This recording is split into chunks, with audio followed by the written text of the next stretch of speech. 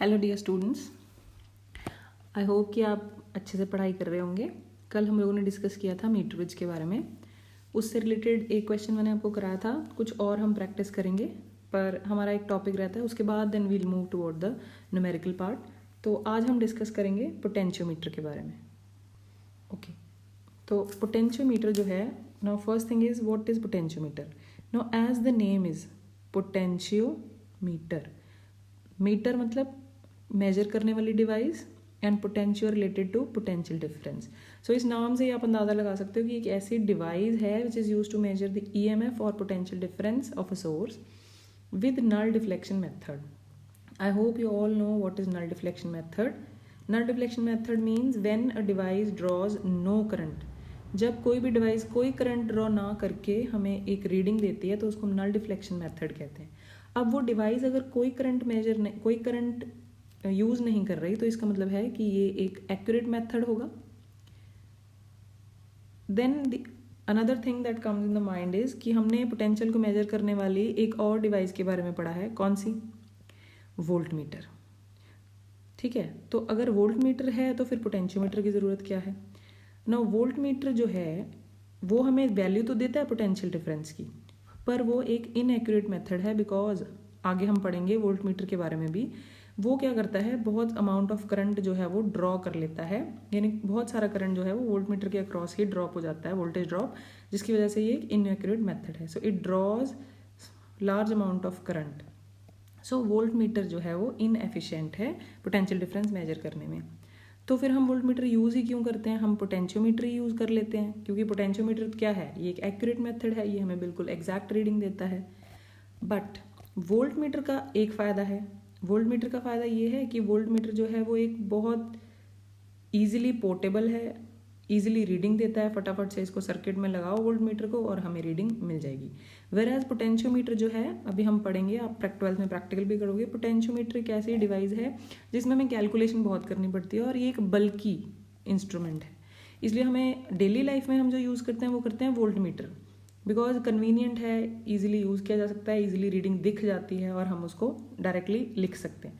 But जहाँ पे हमें एग्जैक्ट वैल्यूज चाहिए वहाँ पे हम यूज़ करते हैं potentiometer. Now what is a potentiometer, तो हमने देख लिया कि एक ऐसी डिवाइस जो ईएमएफ और पोटेंशियल डिफरेंस को मेजर कर सकती है। इसके अलावा इसके दो यूजेस और भी हैं।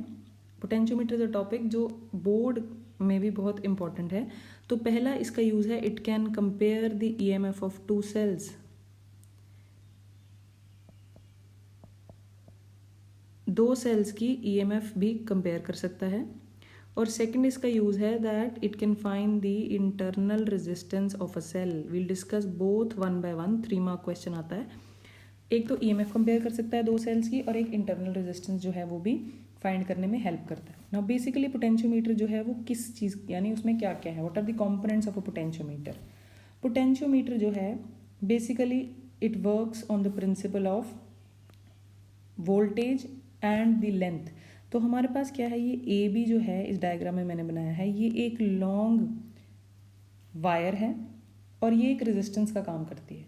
Now A B is a wire, let us consider इसकी लेंथ है एल और इसका एरिया है ए। फर्स्ट थिंग जो आपको याद रखनी है that it should have uniform area. ये जो वायर ए बी है इसका एरिया थ्रू आउट एक जैसा होना चाहिए। तो ए बी जो है इसकी लेंथ हो गई एल।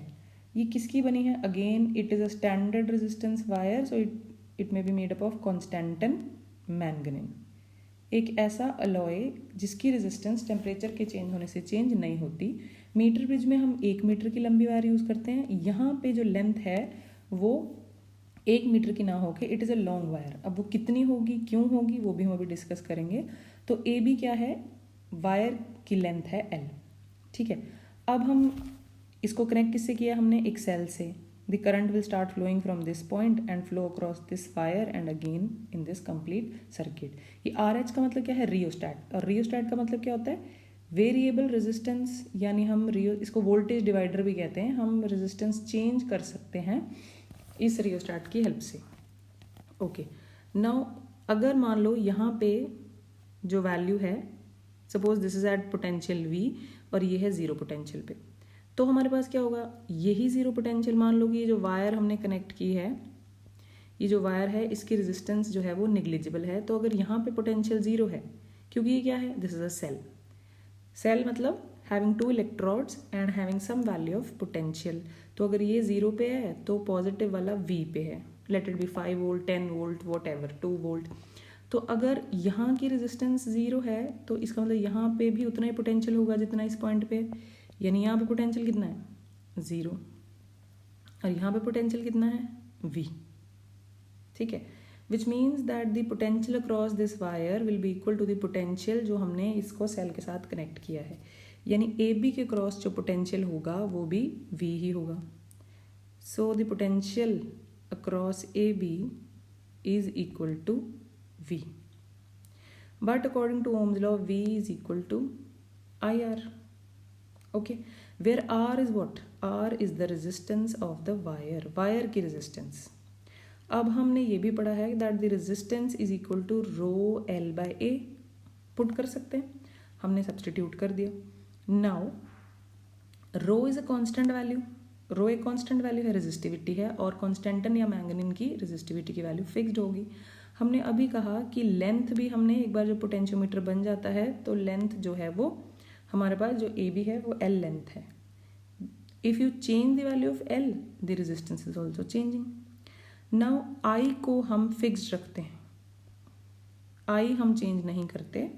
वो हम मेजर कैसे कर सकते हैं, हम एक एमीटर लगा देंगे यहाँ पे और वो एमीटर जो है वो हमें रीडिंग देता रहेगा।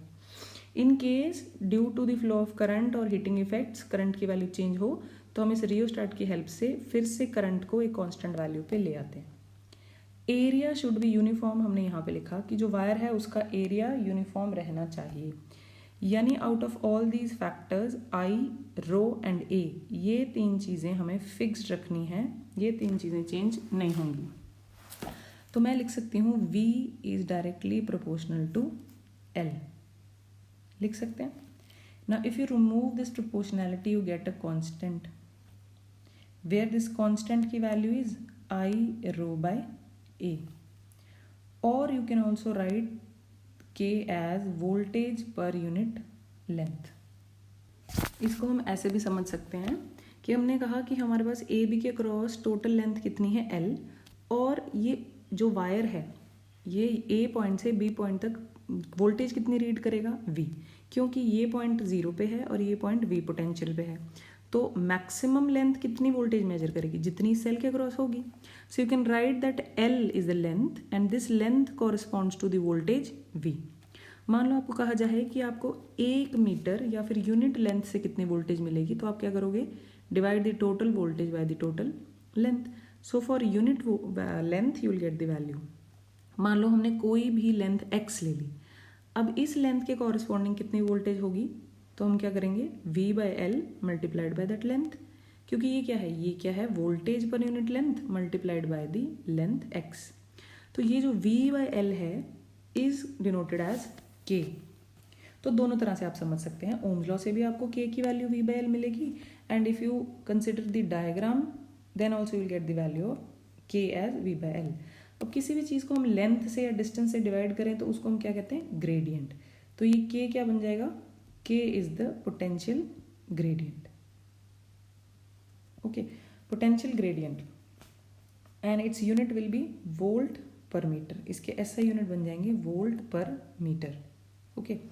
नाउ द क्वेश्चन इज कि हम कितनी लेंथ का पोटेंशियोमीटर लें कि हमें एक्यूरेट वैल्यू मिल जाए। तो इस फॉर्मूले से, पोटेंशियल ग्रेडियंट से हमें ये समझ में आता है कि हमारे पास L जितना ज़्यादा बढ़ता जाएगा K की वैल्यू जो होगी वो उतनी ज़्यादा कम होती जाएगी, यानी हमें पोटेंशियल ग्रेडियंट जो है उतना ही छोटा मिलेगा। अब मान लो आपके पास एक स्केल है जिसमें हमारे पास जो डिविजन्स हैं, there are 10 divisions, okay, it measures 10 centimetre. तो हर एक डिवीजन जो है वो मुझे 1 मीटर जो है वो 1 मीटर की एक्यूरेसी देगी। मान लो अब मैंने इसी स्केल में 100 डिविजन्स बना दी, तो क्या होगा, मेरे पास वही एक डिवीजन मुझे इसी 10 मीटर को 100 में डिवाइड करके देगी, विच मीन्स अब मुझे एक्यूरेसी कितनी मिलेगी, मुझे एक्यूरेसी मिलेगी 0.1 मीटर की एक्यूरेसी मुझे मिल जाएगी, विच सेज कि जैसे जैसे हम लेंथ बढ़ाते जाएंगे हमें एक्यूरेट वैल्यू उतनी ज़्यादा मिलती जाएगी, जहाँ से हमें एक चीज़ समझ में आई that smaller is the value of K, accuracy increases. जैसे जैसे के की वैल्यू बढ़ती जाएगी, छोटी होती जाएगी, एक्यूरेसी जो है वो बढ़ती जाएगी। तो हमें एक क्वेश्चन आता है, why 4 metre long potentiometer is preferred. Potentiometer जो है वो 4 मीटर लॉन्ग ज़्यादा प्रेफर किया जाता है as compared to 1 metre. So your answer will be because in case of 4 metre long potentiometer के यानी पोटेंशियल ग्रेडियंट जो है वो स्मॉल है। पोटेंशियल ग्रेडियंट जितना स्मॉल होगा हमें उतनी ही ज़्यादा एक्यूरेट वैल्यू मिलेगी। अब आपके मन में आ रहा होगा कि हम 4 मीटर से 6 मीटर क्यों नहीं बना सकते, वो और ज़्यादा एक्यूरेट होगा। But if you start increasing the length, अगर हम लेंथ बढ़ाते जाएंगे तो एक और फैक्टर जो है वो है रेजिस्टेंस। तो अगर हम एल इंक्रीज करते जाएंगे तो रेजिस्टेंस भी इंक्रीज होती जाएगी। रेजिस्टेंस इंक्रीज होने से क्या होगा, हमारे को करंट की वैल्यू उतनी ही लो मिलती जाएगी, या आप कह सकते हो कि जो हमारा हीटिंग इफेक्ट है वो ज़्यादा बढ़ता जाएगा। More over it will make the potentiometer बल्कि। तो लेंथ बहुत ज़्यादा हम बढ़ा नहीं सकते क्योंकि उससे पोटेंशियोमीटर जो है वो बल्कि होता जाएगा। तो हमारी लैब्स में जितने भी हम पोटेंशियोमीटर्स देखते हैं they are all 4 metre long because they are accurate and exact.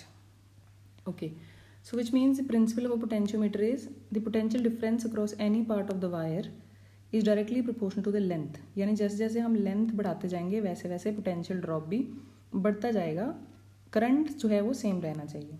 Now this diagram is the exact picture of a potentiometer. यानी हम पोटेंशियोमीटर को बहुत ज़्यादा बल्कि ना बनाना चाहते हो तो हम क्या करते हैं, 4 मीटर की वायर को टर्न्स दे देते हैं।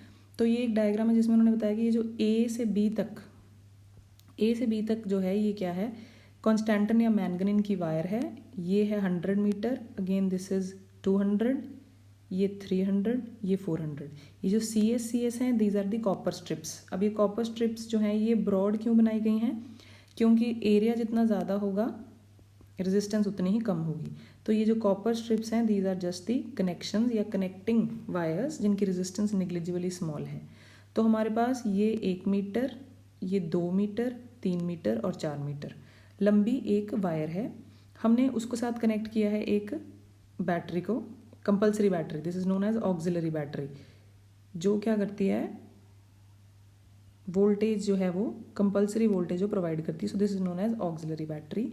Ammeter is connected so that you get the value of current and rheostat जो constant current की value हमें देगा। Now first use of potentiometer is to find the EMF of a cell। First use है EMF of a cell कैसे find की जाती है। तो जब हम डायग्राम बनाएंगे तो हम ये हर बार 4 मीटर लॉन्ग वायर वाला नहीं बनाएंगे, हम एक सिंपल डायग्राम भी बना सकते हैं।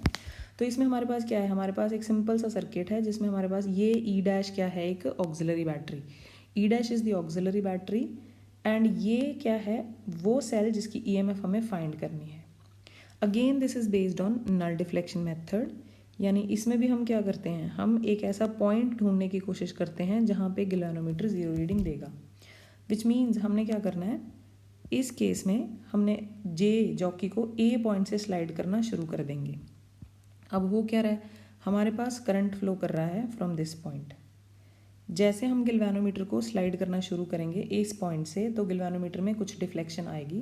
क्यों, क्योंकि हमारे पास इसका जितनी भी वोल्टेज है, मान लो इस ई डैश की वोल्टेज, अब ये ध्यान से सुनना, मान लो ई डैश जो ऑक्सिलरी बैटरी है उसकी वोल्टेज है 10 वोल्ट, तो हमें ए बी के क्रॉस कितनी वोल्टेज मिल जाएगी, हमें ए बी के क्रॉस जो वोल्टेज मिल जाएगी वो मिल जाएगी 10 वोल्ट पूरे के क्रॉस।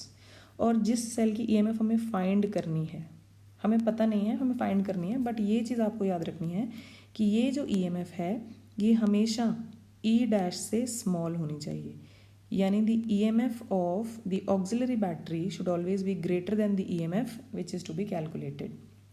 ओके, अब ऐसा क्यों है ये भी हम डिस्कस करते हैं, बट पहले हम देखते हैं कि हमने क्या किया, जॉकी को स्लाइड करना शुरू किया। जब हमने इस जॉकी को स्लाइड करना शुरू किया इस पॉइंट से, गैल्वेनोमीटर डिफ्लेक्शन शो कर रहा है, पर धीरे धीरे धीरे धीरे एक वैल्यू ऐसी आएगी लेंथ की जहाँ पे galvanometer will show no deflection. अब गैल्वेनोमीटर डिफ्लेक्शन नहीं दे रहा, इसका मतलब क्या है, इसमें कोई करंट फ्लो नहीं कर रहा। इसमें कोई करंट फ्लो नहीं कर रहा का मतलब क्या है, इस सेल में कोई करंट नहीं जा रहा। अब वो कैसे होगा, वो तभी होगा जब यहाँ का पोटेंशियल यानी ए जे के अक्रॉस का पोटेंशियल इस सेल के पोटेंशियल के बराबर हो जाए। यानी you can right the potential, you will write V across AJ is equal to the EMF of cell। तभी ऐसा होगा कि ये कोई करंट ड्रॉ नहीं करेगा। बट AJ क्रॉस पोटेंशियल कितना है उसको हम लिख सकते हैं as KL also. According to the principle V is equal to KL। तो K तो पोटेंशियल ग्रेडियंट है जो हम फाइंड कर सकते हैं। L तो टोटल लेंथ है, तो let us consider it to be, इसको हम मान लेते हैं L डैश, तो ये हो जाएगा KL dash. K is voltage per unit length multiplied by the length, वो हमें मिल जाएगी पोटेंशियल की वैल्यू। ओके, तो हमने क्या किया, हमने ये देख लिया कि जहाँ पे गैल्वेनोमीटर 0 रीडिंग शो कर रहा होगा उस पॉइंट पे AJ का पोटेंशियल जो होगा वो EMF ऑफ द सेल के बराबर हो जाएगा। यानी आप लिख सकते हैं E इज इक्वल टू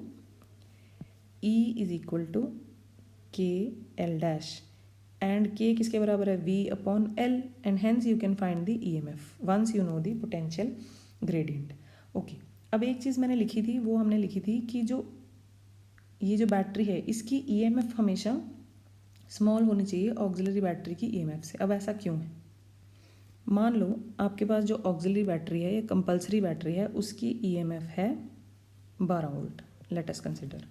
इसका मतलब क्या है, ये जो पूरी वायर AB है इसके अक्रॉस मैक्सिमम पोटेंशियल कितना होगा, maximum potential across this wire will B 12 volt.